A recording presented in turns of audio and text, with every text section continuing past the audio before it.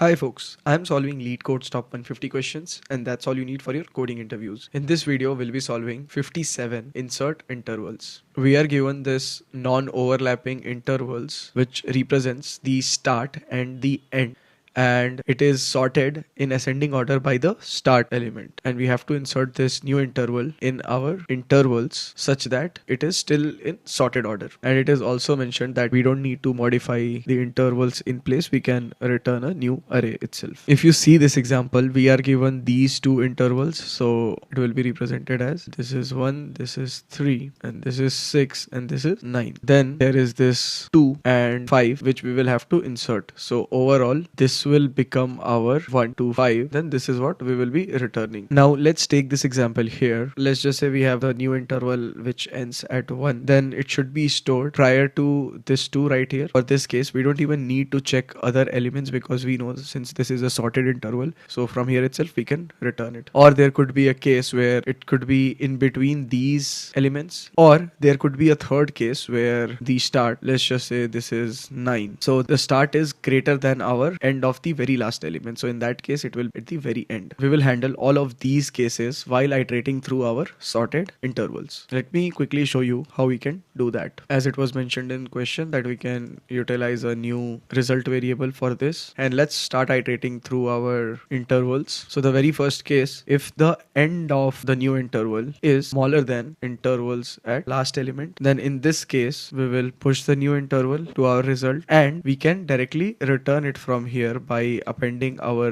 result and whatever is left in our intervals. Or else there is another case where if our new intervals start element is greater than the second element of intervals at I. This is the usual case where it didn't match, so we can push intervals at I. And the very last case where if none of them are equal, then we will update our intervals so that we know that 2-3 elements are overlapping. For that, let's update our new interval to the minimum of the left start elements and the maximum of the end elements. So this maximum of here, we can't really push this new interval to our result variable. We'll push once this loop completes, and then we can return result. Since we are iterating through this intervals.length only once, the time complexity for this approach will be linear, which is O of n, and this is the optimal one because anyway we will have to iterate through the array at least once. One mistake here, we will have to spread these intervals so that it could be inside the same array. Now let me submit this.